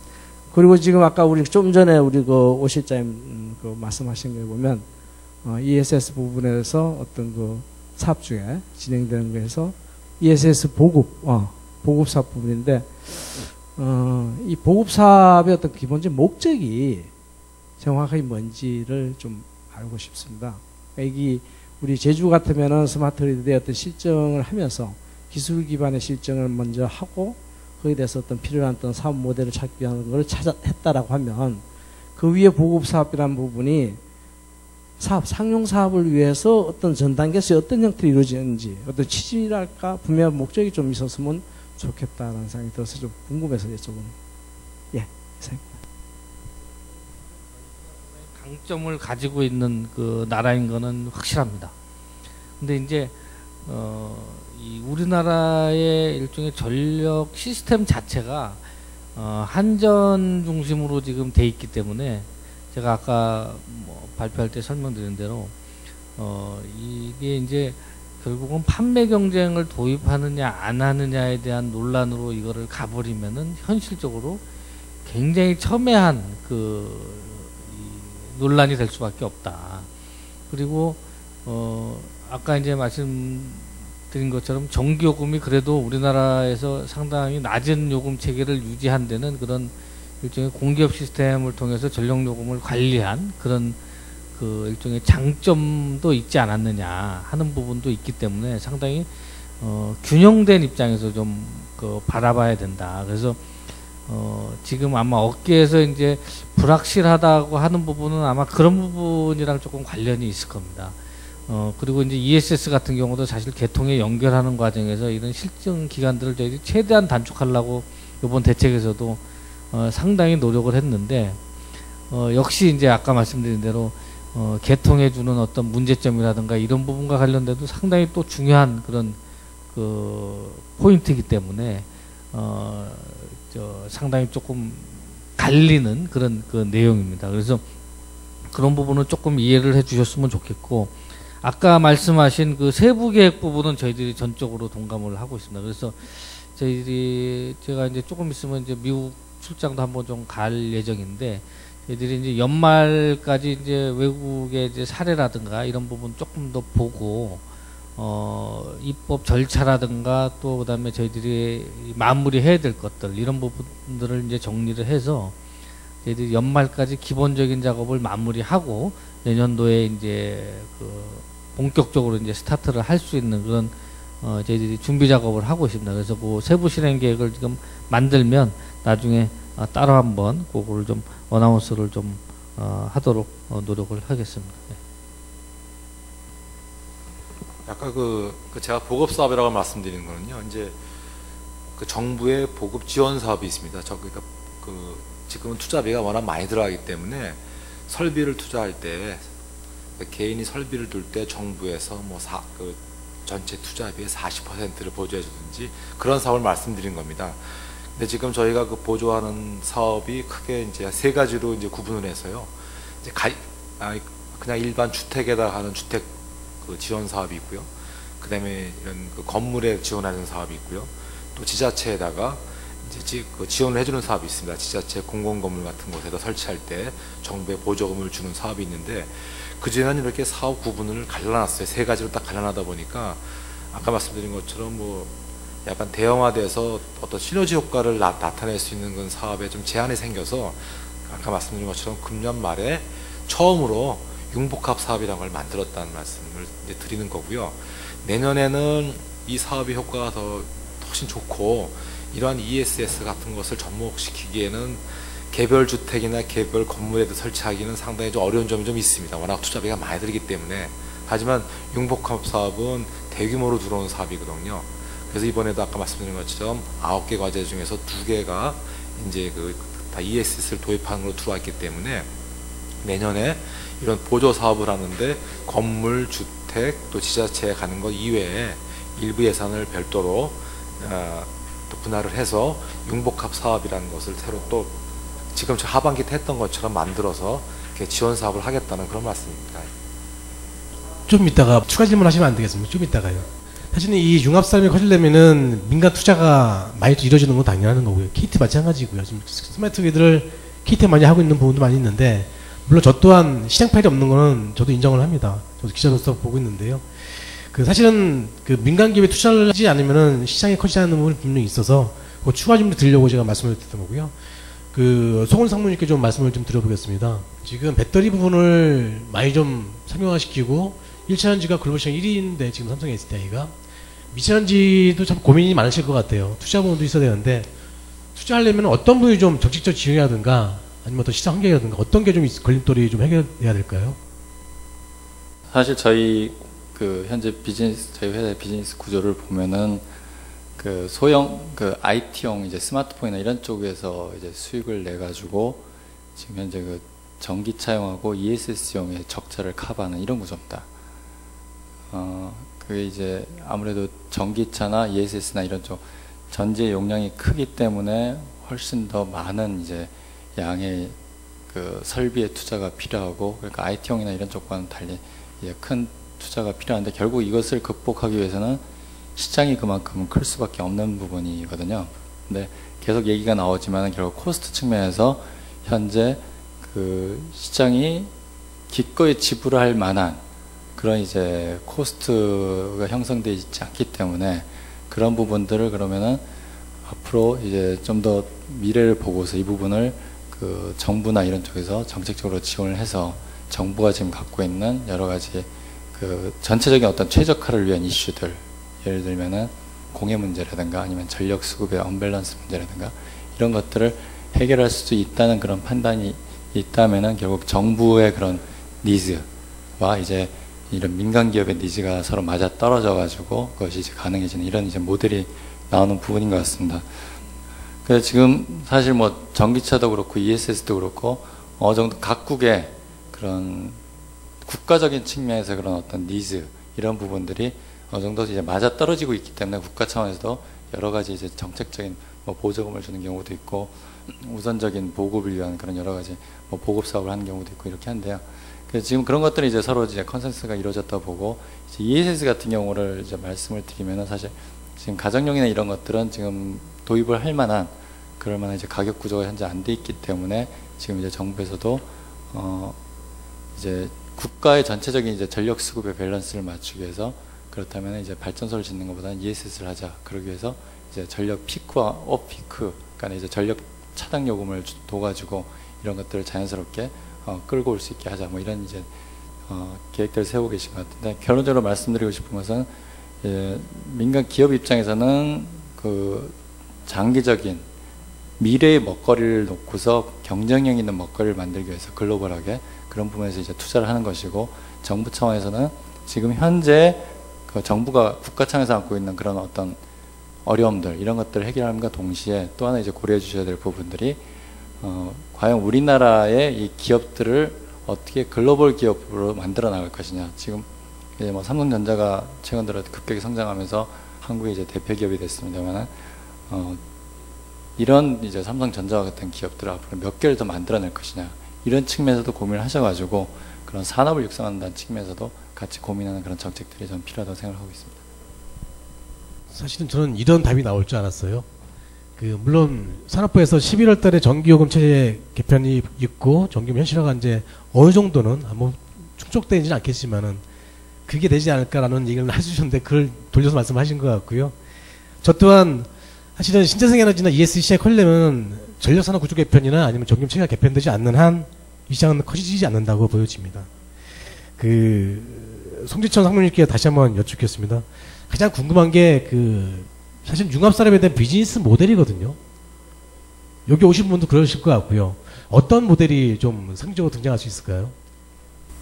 사실 뭐 비즈니스 모델이 모든 걸 사실 말해주는 업위를 정의한다 이런 표현을 쓰는데요.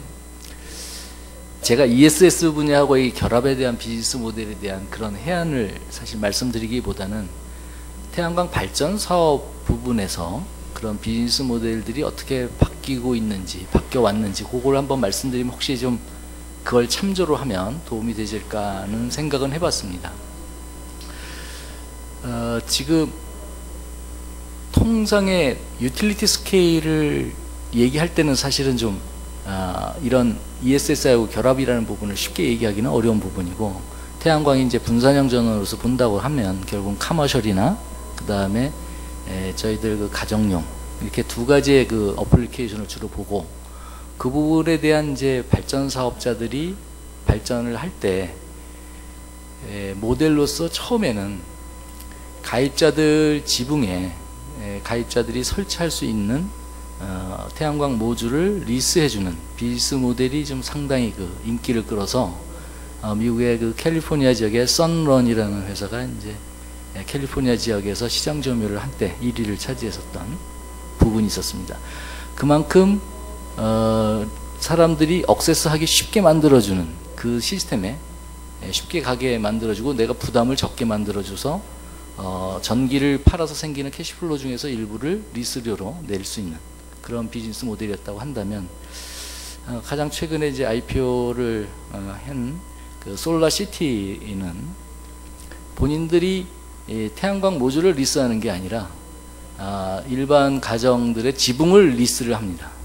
그래서 본인들이 거기에 태양광 모듈을 설치하고 발전 사업을 해서 전기를 자기가 직접 전기료를 받아 챙기고, 그러면 이제 실제로 이제 주택을 소유한 사람들은 자기 지붕을 빌려주는 대가로 돈을 받으니까 본인들은 아무런 걱정할 필요 없이 수입이 생기니까 훨씬 더 적극적으로 이 비즈니스 모델에 참여를 하게 된다는 부분인데요.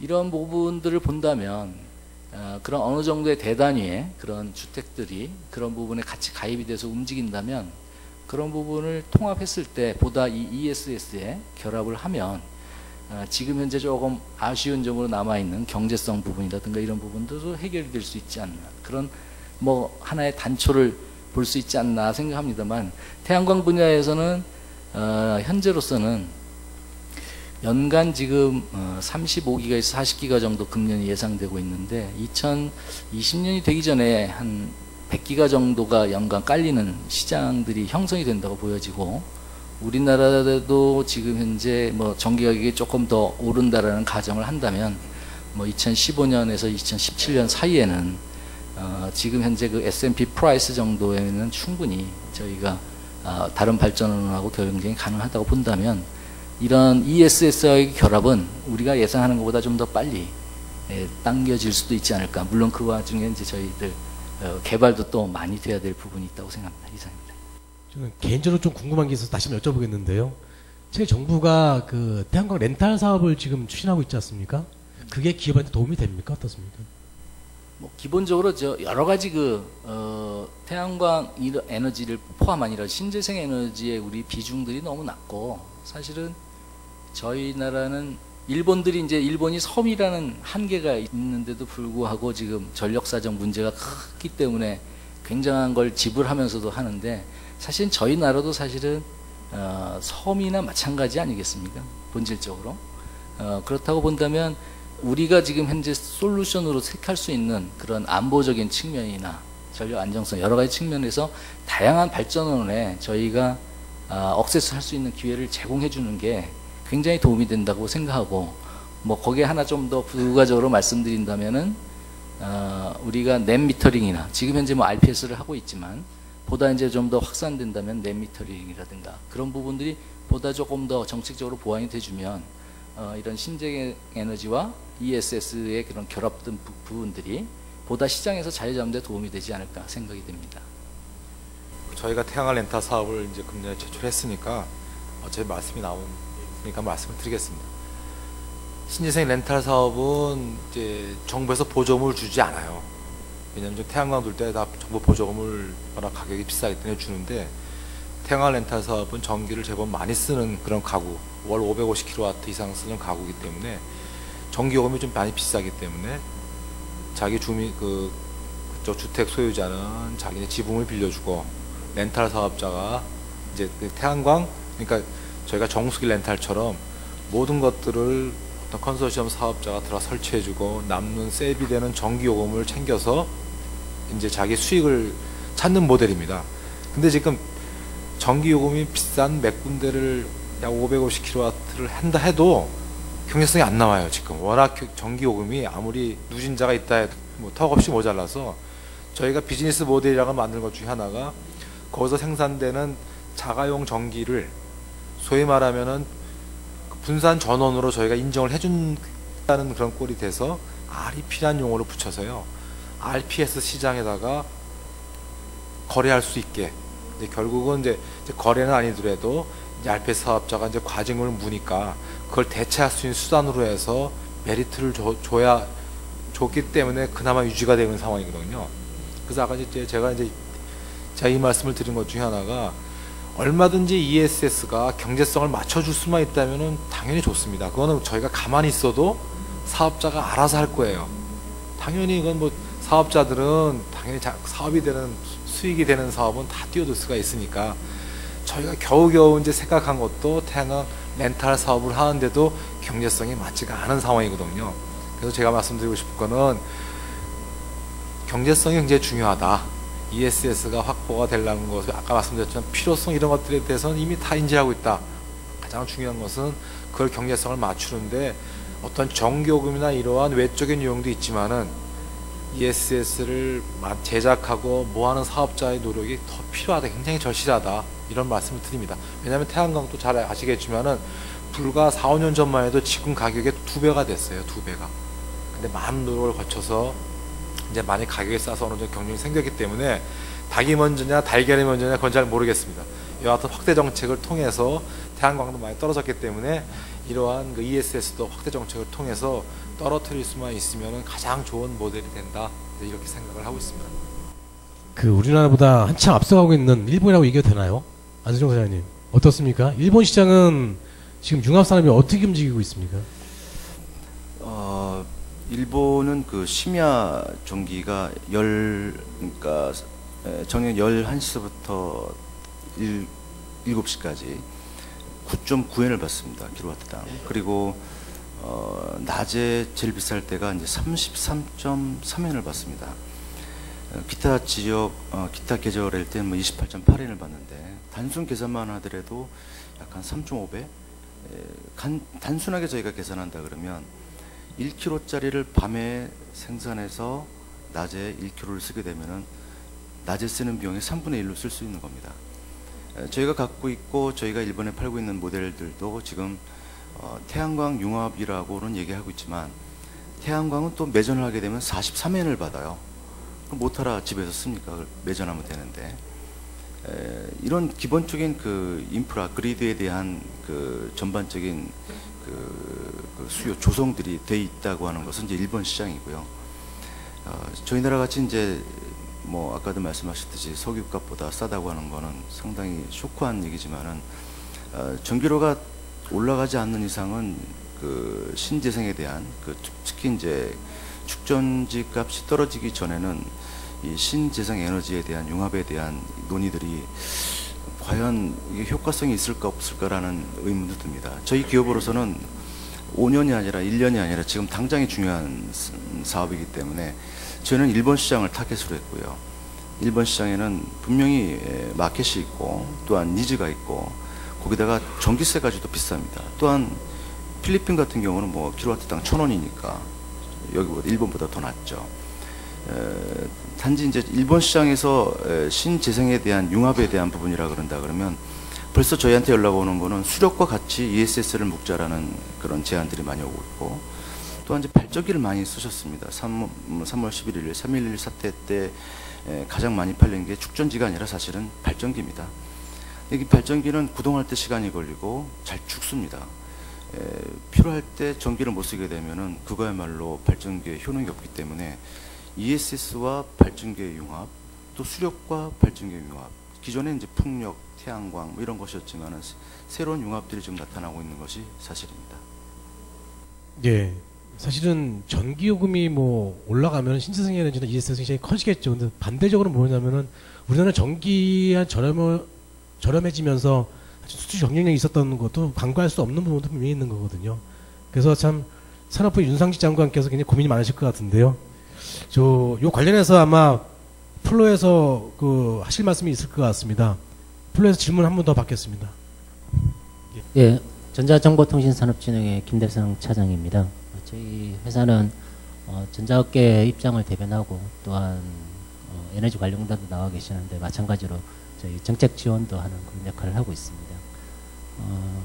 최희봉 단장님께서 발표하신 내용 중에서 그 ICT 기반 에너지 정책 미래 비전 거의 끝부분인데요. 그 중에서 4가지 주요 항목 중에서 이제 고효율 기기 부분이 있습니다. 이 고효율의 부분에 대해서 조금 말씀을 드리는 부분, 좀 정책 제안 측면에서 좀 말씀을 드리겠습니다. 현재 그 가전사들 중에서 관련돼 가지고 지금 에어컨이 이제 전기요금 좀 많이 먹는다 여름에 그렇게 이제 분류되고 있는데요. 그래서 지금 효율을 많이 높여서 전기요금을 좀 세이브하겠다 그렇게 지금까지 많이 정책들을 펴오셨고 사실 그 덕분에 기업들이 일단 정책적으로 또 법적으로 되어 있으니까 효율 향상을 위해서 많이 높여져 가지고 지금 세계 1위 수준인 거는 뭐 다들 알고 계시니까 뭐 예. 근데 약간의 그런 조금 더 세부적으로 좀 봐야 될 부분이 좀 있어 가지고 말씀을 드리는데요. 이 효율을 높이기 위해서는 결과적으로 에어컨 같은 경우에는 지금 기존에 사용하는 그 컴프레셔 그거를 좀 대용량으로 써야 됩니다. 대용량으로 쓰게 되면 결과적으로 그게 기존에 쓰고 있는 것보다는 가격이 더 비싸서 그 부분이 제품 가격에 또 반영되고, 그리고 그 효율은 높아졌는데 과연 그게 전기료가 저렴해질까? 대용량이기 때문에 전기료가 실제로 조금 더 드는 부분이 있습니다. 그래서 그 실질적인 고효율이라는 정의부터 조금 다시 한번 살펴보시면 어떨까 하는 생각이 듭니다. 그래서 지금 소비 효율이 한 1년에 한 번씩 거의 이렇게 조정되고 있습니다. 조금씩 다를 수는 있지만은 너무 빠르게 조정이 되고 자주 조정되고 하다 보니까 업계에서는 그 좀 기존 컴프레셔 가격하고 비슷한 더 좋은 제품 또는 마찬가지로 전기료 또 좀 적게 먹을 수 있는 그런 제품들을 개발할 여력들이 좀 사실상 좀 부족합니다. 정책법에 좀 따르다 보니까. 그래서 그 기업들이 그런 제품들 실질적인 효율적인 전기료도 적게 먹고 제품 가격도 비싸지 않게 반영되는 그런 고효율 제품을 준비할 수 있는 그런 시간들과 함께 그 기존에 인센티브 얘기를 하셨는데 실질적으로 인센티브 지원된 부분들이 제가 아는 짧은 시견으로는 아주 미약한 수준이 아니었나 그렇게 보여집니다. 그 기업들의 그런 실질적인 투자 개발 3단계 투자 활성화 대책해가지고 정부에서도 하고 계신데 에너지 정책에도 마찬가지 이런 부분들이 좀 반영되어 가지고 기업들의 그런 투자 개발할 수 있는 그런 동기 유발 실질적인 그런 부분들 해서 정말 제대로 된 고효율 제품을 개발할 수 있도록 그렇게 부여를 해주시면 좋을 것 같고요. 지금 현재 1, 2, 3, 4, 5등급 이렇게 분류가 되어 있는데 대한민국 국민들은 지금 대부분 1등급만 주로 이제 찾으시기 때문에 기업들이 1등급 제품들이 좀 많이 있습니다. 그래서 그런 변별력 부분들을 이제 실제로 뭐 세계 1위 수준에 있기 때문에 질문 좀 짧게 좀 해주십시오. 예, 마무리하겠습니다. 그런 제품들이 많은 부분들은 그렇게 뭐 중요하지 않다 생각하고요. 이걸 변별력을 더 주기 위해서는 진짜 고효율 제품은 S등급이나 이렇게 새로운 그 등급 한 단계 위의 등급을 좀 더서 고효율 제품이라고 표시를 해서 소비자들도 알 수 있게 그렇게 판단과 구매 결정할 수 있도록 그렇게 했으면 좋겠습니다. 등급의 세분화 말씀하신 건가요? 제가 사실은 91년도에 그 에너지 효율 등급 제도를 만든 사람입니다. 22년 전에 제가 만들었는데 사무관 할 때 그 말씀해 주시니까 아주 반갑고 지금 분명히 이제 그 문제는 있어요. 그러니까 그 기업들이 결국은 고효율기기를 만드는 과정에서 오히려 대용량의 컴프레셔를 쓰는 부분도 있고 또 소비자 입장에서는 뭐 효율이 좋다고 하는데 오히려 사는 비용은 더 들어가는 그런 문제도 또 있는 것 같아요. 그래서 저희들이 이렇게 기계적으로 이거를 자꾸 효율을 높이는 과정에서 다른 부분을 조금 도외시한 건 아닌지 하는 부분도 있고 또 인센티브 이런 측면도 또 중요한 것 같습니다. 근데 이제 저희 나라가 그동안 이제 효율 등급 제도를 하면서 그 인센티브 측면에서는 조금 잘 못했던 것 같아요. 결국은 이제 리베이트도 이제 많이 해주고 이런 과정에서 이걸 소비자들한테 도움이 되는 방향으로 이제 갔는데 하여튼 저희들이 이 부분과 관련해서는 기업의 경쟁력을 우선시한다 이런 원칙은 뭐 확고하고요. 그래서 저희들이 실제 그 제도를 운영하는 과정에서 많이 참고를 하도록 하겠습니다. 감사합니다. 그 마지막으로 제가 패널 분께 한 분께만 더 질문을 드릴 건데 그 전에 플로에서 이것만큼 질문 좀 해야겠다라는 분 계시면은 손 들어주시면 질문 받겠습니다. 두 분 다 받겠습니다. 예. 질문 좀 짧게 말씀해 주십시오. 예, 간단한 질문만 좀 드리겠습니다. 그 이제 풍력하고 이제 ESS를 같이 했을 때 가중치를 준다고 더 준다고 말씀을 하셨는데 이게 이제 시기가 좀 언제 정도 되는지 하고요. 그다음에 태양광 같은 경우는 왜 빠졌는지를 갖다가 좀 궁금하게 생각합니다. 왜냐하면 이제 현재로서는 신재생 에너지가 태양광 풍력보다 태양광이 훨씬 지금 많이 특히 이제 뭐 의무량 같은 거 거의 다 채우는 형태로 지금 가기 때문에 그건 왜 빠져 있는지 거기에 대한 계획은 없으신 건지 이 질문입니다. 이제 짧게 말씀드리면 이제 원래는 사실은 저희들이 뭐 풍력 태양광 다 가중치를 줄라 그랬는데요. 풍력 같은 경우는 일단 피크에 기여하는 정도가 좀 약하다. 태양광은 원래 사실은 햇빛이 날 때 이제 그 발전을 하니까 그 피크 기여도가 높은데, 그래서 이제 일단 풍력을 가지고 인센티브를 좀 줘서 이거를 한번 먼저 시범적으로 해보자라는 차원에서 일단 풍력을 이제 하게 됐고요. 태양광의 경우에도 이제 풍력에 대한 게 정해지면 또 태양광 쪽으로도 어떻게 할지 다시 한번 좀 저희들이 검토를 할 예정이고요. 풍력과 관련해서는 지금 용역을 저희들이 연말까지 마무리를 할 계획입니다. 이거 저희들이 지금 발표한 가중치는 잠정적인 가중치고, 용역을 연말까지 마무리해서 내년도부터 1월 1일부터 시행한다라는 것이 이제 저희 그 입장입니다. 네, 저 포스텍 기술투자의 손진군 전무입니다. 좀 짓궂은 질문을 하나 하겠습니다. 그동안 ESS나 스마트 그리드나 이런 산업들이 계속 발전한다고 아마 꽤 오랜 기간 얘기가 됐죠. 거의 제가 한 10년 정도 된 것 같은데, 근데 지금까지 이 산업의 개화가 제대로 안 되고 있거든요. 다 인정하실 거고. 최근에 이런 ESS나 이런 부분에 산업이 발전한다 크게 되는 이유 중에 하나가 우리나라의 이제 피크 전력이라든가 또 이런 것들이 전력에서 대란이 나왔기 때문에 이게 굉장히 각광을 받고 있는데, 또 일부 의견에 의하면 그 전력 생산하는 분들의 의견은 내년이면은 수요 조절하고 전력 생산 정비가 다 돼가지고 내년이면 다 끝난다. 그래서 이제 더 이상 없다. 그러니까 ESS도 이제 한때 바람이다. 그래서 이런 얘기들이 나오고 있습니다. 그래서 저는 투자 입장에서 그렇다 그러면은 뭐 지금 바람 없어지면 끝인데 투자할 것도 없을 것 같고, 지금 정부 정책이 나오고 있는데 지금 나오는 정부 정책이 올해 형성되고 내년 초에 형성되는 정책이 그런 그 외부 변화, 지금의 긴급한 변화가 다 없어지더라도 계속 유지할 건지 그거를 좀 확진을 좀 시켜줬으면 좋겠습니다. 정말 그 아픈 말씀을 해주셔갖고요. 제가 솔직히 말씀드리는 게 더 좋을 것 같습니다. 지금 지적하시는 부분은 정확하게 우려를 하신 거로 보고요. 맞는 말씀입니다. 그래서 저희들이 이 부분을 좀 유념을 해야 되고, 사실은 뭐 정부 내에서도 이거와 관련해서 입장이 서로 다릅니다. 찬반론자들이 있고, 또 아까 말씀드린 전형적인 중앙 집중식 공급 시스템을 주장하는 그 분들도 여전히 있고 하기 때문에 방향이 어떻게 결정된다는 거는 제가 뭐 대통령이면 제가 일로 가겠다라고 하겠지만은 그거는 제가 장담은 못한다라는 측면은 먼저 말씀드리고 싶고, 다만 이제 오래 걸리고 이런 부분은 이게 에너지 산업의 특수성적인 측면이 조금 있는 것 같아요. 그게 있고, 근데 이제 제가 다른 차원에서 좀 말씀드리면, 제가 요건 몇 가지 포인트를 사실 좀 말씀드리고 싶은데, 아까 이제 우리 송 교수님께서 이 3차 산업혁명 얘기를 했지만, 이제 여태까지의 혁명은 ICT 혁명이다. 그러면 ICT 혁명을 이어가는 혁명은 뭐냐? 그거는 에너지 혁명이다. 그 에너지 혁명에서 중요한 거는 결국은 ICT하고 에너지가 융합이 된 혁명이 결국은 새로운 혁명이다. 라는 측면에서 저는 이걸 말씀을 드리고 싶습니다.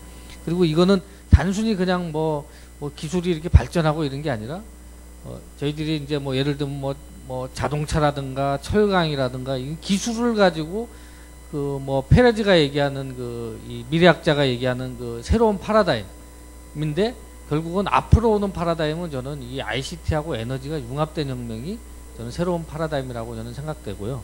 그런 측면에서는 우리가 이런 어떻게 보면 큰 일종의 메가 트렌드를 벗어날 수가 없다라는 측면 말씀드리고, 두 번째로는 이거를 우리가 잘할 수 있는 패러다임입니다. ICT의 탁월한 역량을 가지고 있기 때문에 에너지 부분에서만 조금 열어주면은 뭔가 가능하다. 그러니까 저희들이 8월 19일 날 대책할 때도, 아니 딴 나라도 우리나라 ESS 갖다가 쓰는데 우리나라가 채용을 안 한다는 거는 그런 문제가 있지 않느냐라는 게 이 ESS를 여기에 핵심 대책으로 집어넣은 거에 중요한 포인트입니다. 사실은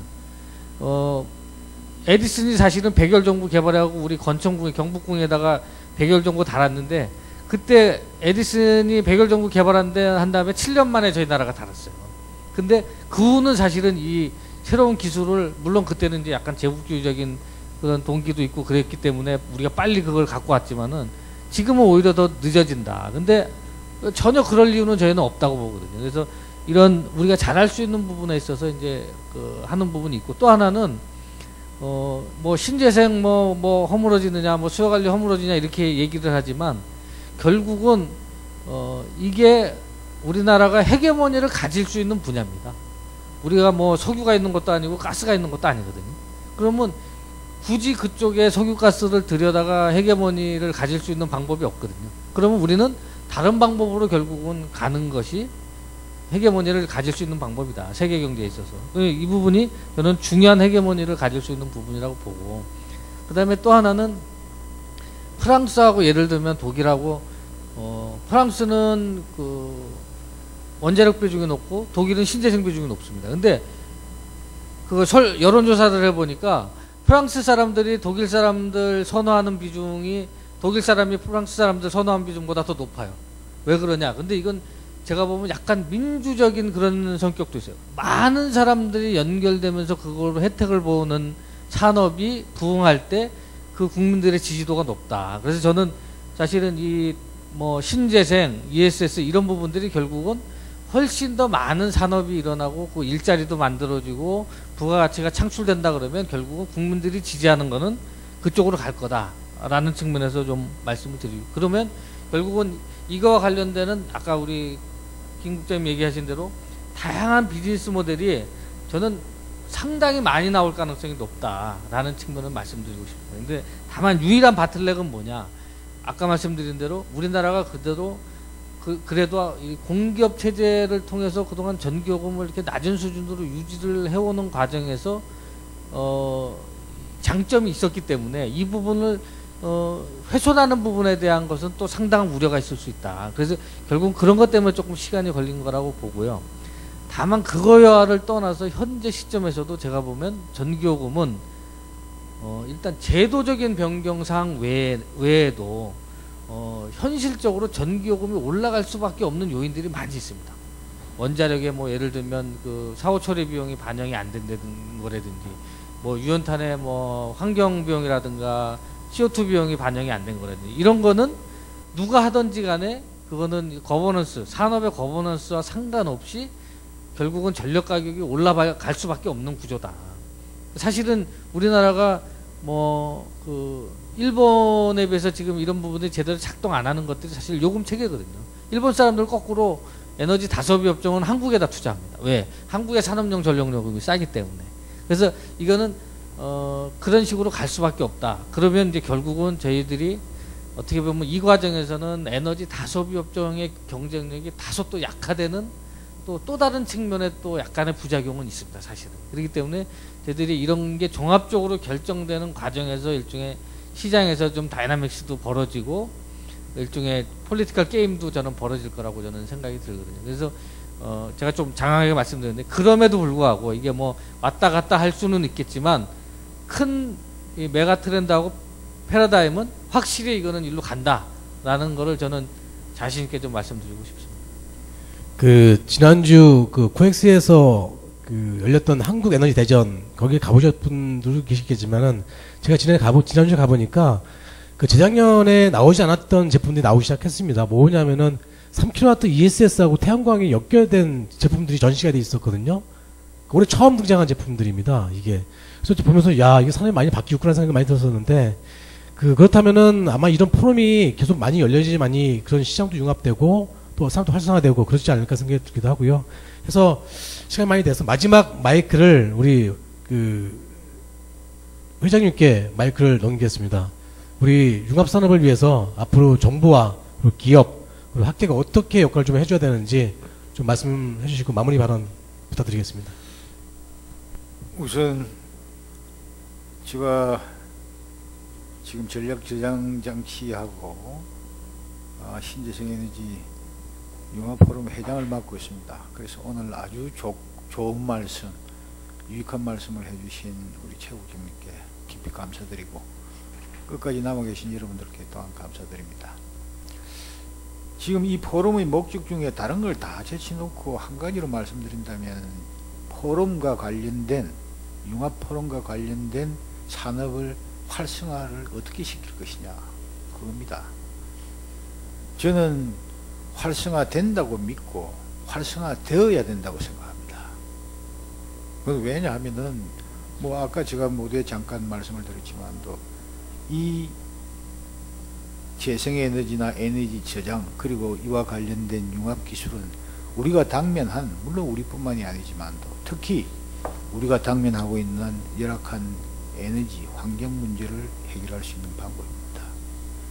그리고 이로 연유해서 관련되는 산업이 육성되고 시장이 창출되고 고용이 증대된다면은 그게 바로 경제 창조 경제의 핵심이고 기틀이 될 겁니다.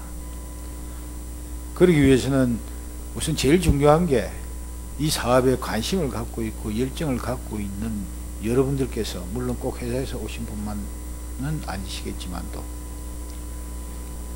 이 사업에 열의를 갖고 투자를 하고 사업을 시작해야 됩니다. 다만 한 가지 절대 시기를 놓쳐서는 안 됩니다. 사업에 있어서 많은 여건이 있겠죠. 투자도 있고 인력도 있고 기술도 있겠지만도 저는 그 사업을 결정하는 적기적소에 결정하는 시성이 가장 중요하다고 생각합니다. 그리고 두 번째는 오늘 뭐 우리 최 국장님도 나와 주셨지만도 사실은 기업이 세계의 유수기업 또는 세계 시장에서 경쟁할 수 있도록 지원 정책과 제도 개선을 아주 적극적으로 찾아서 도와줄 수 있는 방법을 생각해야 되리라 생각합니다. 저희들 포럼은 앞으로도 저희들은 비영리 단체입니다. 여러분들의 의견을 수렴하고 정책 건의를 하기 위한 활동을 하고 또 이와 수반된 국제협력 사업, 정보의 가공 및 공유 이러한 사업들을 지속하게 해나갈 것입니다. 여러분들 좀 적극적으로 참여해 주시고 협조해 주시기를 바랍니다. 이러한 저희들이 노력이 열매로 연글 때 기름 한 방울 안 나는 우리나라가 에너지를 자급자족할 수 있는 저는 그걸 에너지 독립이라 생각하는데 먼 꿈이지만도 에너지 독립이 점진적으로 언젠가는 이루어지리라 믿고 있습니다. 고맙습니다. 네, 감사합니다. 이상으로 ESS 신생에너지 융합사업 3번 섹션을 마치겠습니다. 오랜 시간 경청해 주셔서 감사드립니다. 고맙습니다.